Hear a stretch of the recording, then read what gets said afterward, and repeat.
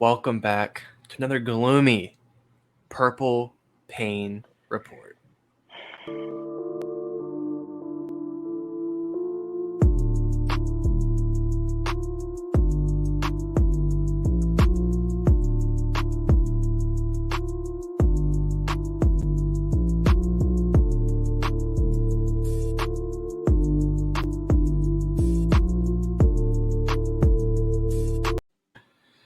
Like I said before, welcome back to another purple pain report on this L of a Monday. Not a victory Monday, No. unfortunately. Yeah. Yeah, not. But thank you for coming through and watching us. And before you do anything, all right, I know that you started on the live. We're going to do it in the purple rain report. I'm going to let you take it away. You know what's about to happen. Oh yeah. Listen, man. Welcome back to another episode of the Purple Rain Report from the Purple Rain Podcast YouTube channel. Thank you guys for joining so much. Make sure you follow us on Instagram at the Purple Rain Podcast, like you see down below. Make sure you like the video as well and subscribe to the channel. If you are new here, lots more Ravens content coming your way. It's week 12. We still got a couple more weeks of the regular season. Playoffs is right around the corner. It's looking like the Ravens could make it. We're going to get into, the struggles of them in a second. But again, thank you guys so much for joining. You can follow us on Instagram at the Purple Rain Podcast. You can follow me on Twitter or Instagram at Sutton Def. You can follow this guy over here on Twitter at SimplyS10, on Instagram at SimplyS10.prod. And then most importantly, you can actually go on manscaped.com for this holiday season. Use our promo code PRP to save 20% off of your Manscaped order. And you also get free shipping with that as well. So thank you guys so much again for coming through. Make sure you go on manscaped.com. Use our I know you've promo seen the code. commercials. Those Yeah, commercials been out there. You turn on the TV exactly. watching the game. Manscaped. PRP. Manscaped. Manscaped. All right, so let's go ahead and hop right into what we came here to talk Okay. about, Alex, shall we? Yes, let's do it. Let's do it. Yeah. So Ravens lose yesterday. What was it, 28-27 to the Jaguars in Jacksonville. I could say it was a hard-fought game. It was. It was. But at the same time, there were a lot of things that a lot of issues that reared their ugly heads once again, Yeah. for the Ravens. And one of those biggest things for me is going to be the offense. And I can just kind of like bring up my notes right here. I think that the offensive game plan is really old and it's stale as well. Like I see the same sort of formations, pre-snap motions that I've been seeing for the last couple seasons. Yep. Nothing's changed. Teams know exactly how to play us now, and we have not struck back in any way, shape, or form. We have not answered anything in return. So that was one of like my biggest takeaways from this game. Like you said, I think what we were talking about before we went live here, the Ravens are way too reliant on Justin Tucker and Lamar Jackson for that matter. But like, there's no reason why Justin Tucker should be going out there for 3 field goal attempts in the first half.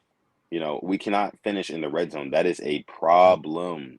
That is a problem. And then another thing that I think you brought up before we went live as well, that we talked about, the deep balls, the deep passes. Like, I don't know what it is, but the deep pass connection has been completely and utterly anemic this season from Lamar Jackson to any receivers, whether it's Mark Andrews, whether it's Demarcus Robinson. I mean, we had that one to Djax late in the game yesterday, but I mean, where is that in the first, second, or third quarter? Where are those explosive plays when we need to be building momentum? Like, we're just not putting up points on offense, and I really can't blame the defense for it. But I don't want to talk too much. I want to let you go ahead and give your biggest takeaways from the game. Go ahead, bro. There was a lot of what you said, and one more thing I brought up before was the play clock issues. I told you it Yeah. gave me a Oh headache, and my I'll tell everybody God. else it gave me a headache. Like, I'm tired of seeing us get to the line with 5 seconds, and people make these criticisms of Lamar Jackson that he isn't a good quarterback. Okay, well, you give me any quarterback that isn't able to read the defense when he's there at the line of scrimmage. They're not going to be as good as they can, because he can't read it. We've seen Lamar Jackson read defenses, eye off defenders, and just place an absolute dot of a pass. You can't do that when there's 5 seconds on the play clock and you got number 42 in motion, who's going to take probably 4 of those seconds to get past the center so the snap doesn't get hit. It's little stuff like that hurts us. And we talked about it before. There was articles written 8 years ago, 9 years ago, about Greg Roman and how he has this problem with pre-snap penalties, and it happens nonstop. I mean, it's a problem that hasn't been fixed in how many years? You would think it would be fixed by now. Could you imagine if we were at our jobs and we made the same mistake, like week after week after week after week? I don't think we'd have a job. Right, exactly. At some point, you stop getting the benefit of the doubt, Yep. It's and like, okay, I, well, he's new. Oh, well, right, he forgot. What's the excuse? yeah, it's like a three strikes you're out kind of thing. And some of our Yeah. coaches, I won't necessarily drop any names right here right now, but some of our coaches have gotten way more than three strikes. You know what I mean? Like I'm talking close to 30 strikes at this point. Yeah. Yeah. And another thing, let's talk red zone offense, Alex. Let's do it. Let's do it. In the red zone, the Ravens are just it just doesn't seem like they have a proper game plan in No. order to get in easily. There's other teams that I No. watch on Sundays and Mondays and Thursdays whenever football is being played that whenever they get into the red zone, they have these plays that are just executed so perfectly. Like, they've been working on it all week in practice, kind of like that, kind of Yeah. something like they've been working on it, Alex. Oh, Something that they wanted to, yeah, you know what I mean? okay. So, but it just doesn't really seem like the Ravens have that. And I'll tell you what they do have, though. The Ravens try to score touchdowns in the red zone by trying to fight you in a phone booth all the way from the 20-yard line to the end zone. If Yep. you look at a lot of our I agree. formations when we're, in the red zone, it's a lot of bunch, nothing spread out. Defense is not spread out. The defense is right in front of us. We know what they want to do. They know what we want to do. And we're just trying to outwill them every time. And it's like, no, you have to be able to draw things up. Cough, cough. I'm going to say a name, Roman. You have to be able to Cool. draw things up to punch the football into the end zone, man. You have to score in the first, second, and third quarter. Yeah. It's just, yeah. That was one thing. Hey, But what are your takeaways from the red zone? so even going with the red zone, I remember when Steve Smith called out the offense, and I'm not going to sit here and say I know all the formations, but I remember he called out the 22 personnel, which is the 2 running backs, 2 tight ends, and 1 receiver, I believe. And I see that a lot. And like whenever I see them on the field, I just think of Steve Smith literally like freaking out on NFL Network about how this is like outdated and like yes, like you can still run it, but the amount of times we run it, it's like you aren't really scaring anybody with only Devin Duvernay as a receiver out there. Like you have Mark Andrews out there. Okay, cool. You cover him. Nothing's really going to happen on that play. At best, it's going to be a check down. And those plays really don't work. I mean, and I saw it outside of the red zone too. I'm like, this is not going to work. And didn't work. So in the red zone, like I know what you mean about teams having these plays that they draw up. I mean, they are the number 1 seed for a reason. The Kansas City Chiefs. I mean, they will do these wild, underhand throws. All we've got is a shovel pass. That's the only thing we've added to this playbook in the red zone. It feels like the one to Mark Andrews and then the J.K. Dobbins. Like, the Chiefs, they'll like do backwards passes. They'll do like Travis Kelce comes around. And even when Tyreek Hill, he was doing crazy stuff there. Like, I'm not asking for us to have an NFL street playbook. What I'm asking us to have is a playbook that we know can score. It Right. worked 2-3 years ago. Times are changing. Old days are the old days. Yeah, exactly. And like I said, to round it all out about the red zone and the offense, like the offense is getting stale. And furthermore, I think the relationship between Lamar Jackson and the Ravens is getting stale as well because of Mm-hmm. the offense's lack of just innovation, I would say. Yeah. It's been largely the same for the past couple of seasons. And, teams are realizing that, they're keying in on that.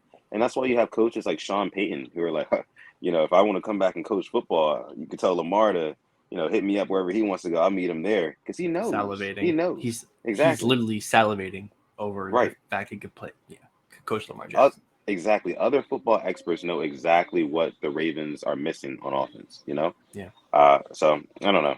I don't know, man. And so since you brought up the whole relationship between Lamar and the Ravens, I thought that was a great segue into our next topic, which was some stuff that happened on social media last night.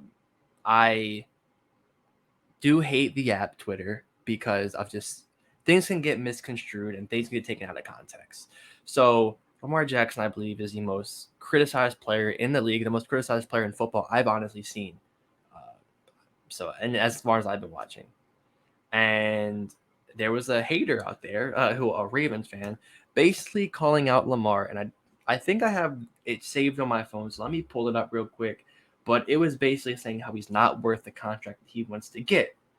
And Lamar Jackson basically fired back saying, boy, STFU, y'all be capping too much on this app.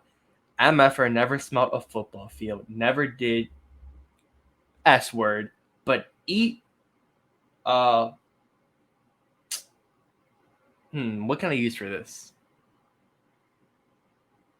Eggplant emoji. Eat the eggplant Yeah, emoji. yeah, one There of we go. those. There Yeah. you go. And you can correct me if I'm wrong because I really haven't been on there today, but I believe Jamison Hensley like to write an article and said that Lamar Jackson made a homophobic statement. Is that correct? Or like, was that what he said? Yeah, yeah, he said it was like an anti-gay statement. And Okay. I think he really just kind of took it out of context. I think Stephen A. Smith put it best, like, and I apologize, there's a little bit of music in the background here, but I think Stephen A. Smith said it best. He just kind of got cussed out. The dude on Twitter, the troll, that's all Lamar was doing. That's all. Lamar Yeah. did not mean it. He did not mean it in any sort of derogatory way at all. So I don't know why they tried to reach for that. Pretty, I don't know. Jameson Hensley, he has a track record of this stuff too. Remember Matt Judon and all that stuff that happened? Like I think about it, like I'm going to school for not exactly journalism, but you go through 4 years of school, and this man went to UMD. I know how much UMD costs a year. I was looking at UMD. That's why I went to school. I went to because it was cheaper.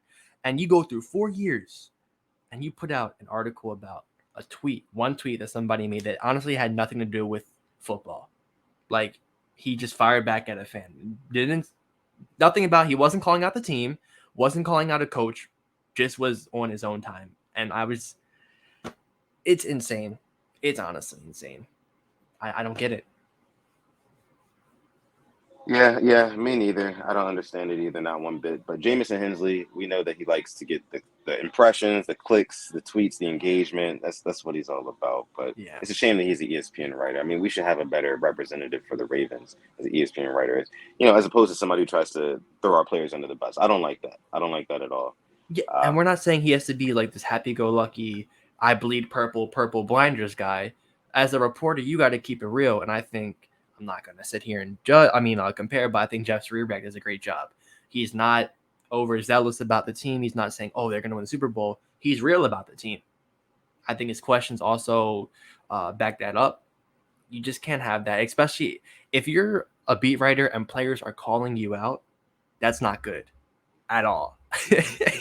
Yeah, definitely that's not. not good. So Not a good look. so that's But that's that. yeah. Just recent Lamar Jackson news. But let's talk about J.K. Dobbins. Recent news about Yeah. him returning to practice. How excited are you about that? I mean, I am very excited because it gives us another piece on offense. And we really didn't see him at his best, I'd say. Had a couple of nice little 7 to 10 yard runs, but nothing what we're used to seeing with J.K. Dobbins. So it's going to be exciting to see him back. It's just his offense really isn't that exciting to me. It's not, like you say, it's stale. It's like that piece of bread Yeah. out that like you like, oh, it might be good. You like bite it and it's hard as a rock. Yeah. Yeah. And one big thing for me, like we talked about earlier, the deep passes, the deep ball. That one in the first quarter to Demarcus Robinson. Like, excuse me, if he would have 7. caught that, that probably would have been a touchdown. You know what I mean? Like that's the difference between the Ravens and the Bills. That's the difference between the Ravens and the Chiefs because they're hitting those plays. They're hitting Even those the plays over Eagles. the top. Yeah, even the Eagles, they're hitting those plays over the top and they're taking it home like splash plays that really demoralize a defense, demoralize an opposing team. We're not Mm-hmm. getting those type of big plays. Yeah. It's a short passing play here, fullback screen to Ricard there. Lamar scramble for 14 yards here. And let's talk about that. Let's talk about that fullback screen, man. Oh my goodness, I almost lost my shit when I saw that happen, bro. I'm not gonna lie to you. What was like 14 yards to gain or something like I'm that? happy he blocked me. Yeah, 2nd and 14. 2nd and 14. A fullback screen to Patrick Ricard is the best thing that we could draw up. And That here's is my thing. pathetic. It's one thing if it's Kyle Juszczyk, all right?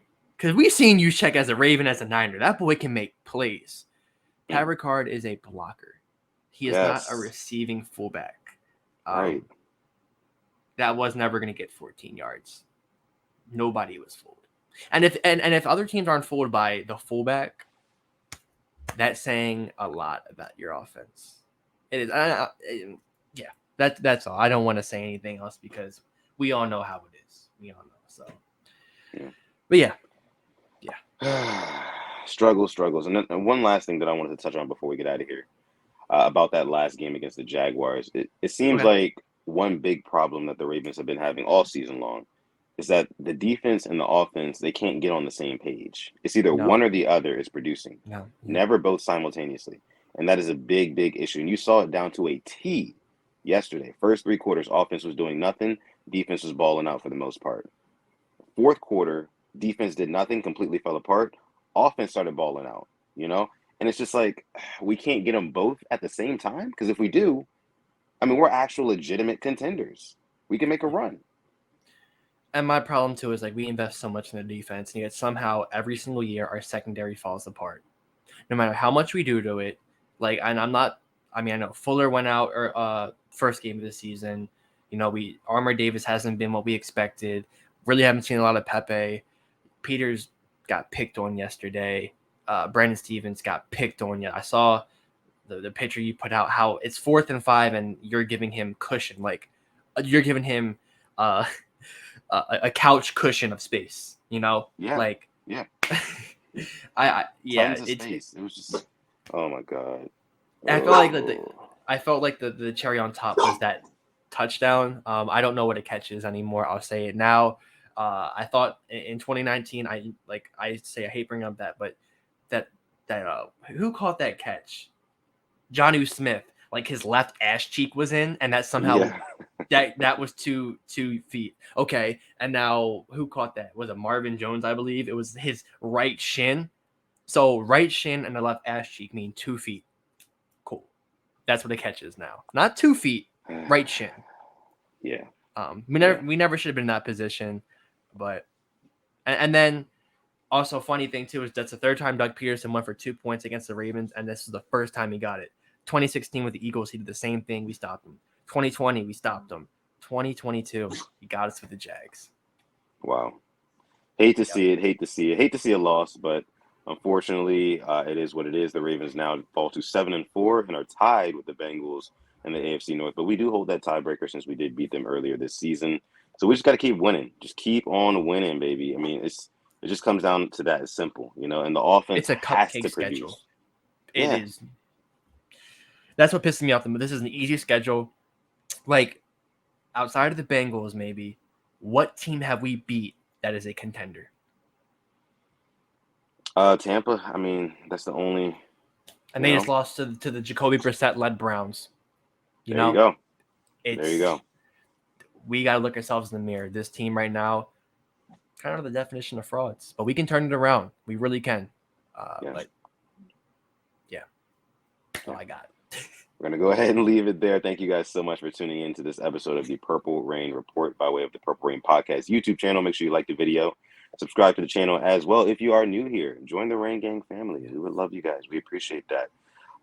Leave a comment down below with all of your thoughts on the yesterday's game, what you think the Ravens should be doing going forward, things like that. We'd love to hear it. Yeah.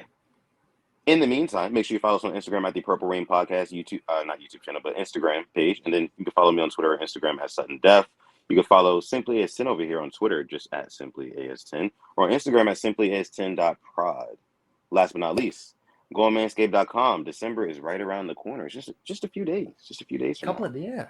Wow. Manscaped.com. Use our promo code PRP. You save 20% off of your Manscaped order on whatever you want to get. And oh yeah, guess what? You get free shipping too. So yeah, I'm gonna go ahead and leave it there. With that being said, I'll let my guy Alex take us out. Go ahead, bro. Thank you for coming through to another Purple Rain Report. Hope you guys had a great holiday if you celebrate. And yeah, and as always, stay positive, test negative. And never, ever, ever forget to call God. We're gonna catch you guys in the next one. Peace.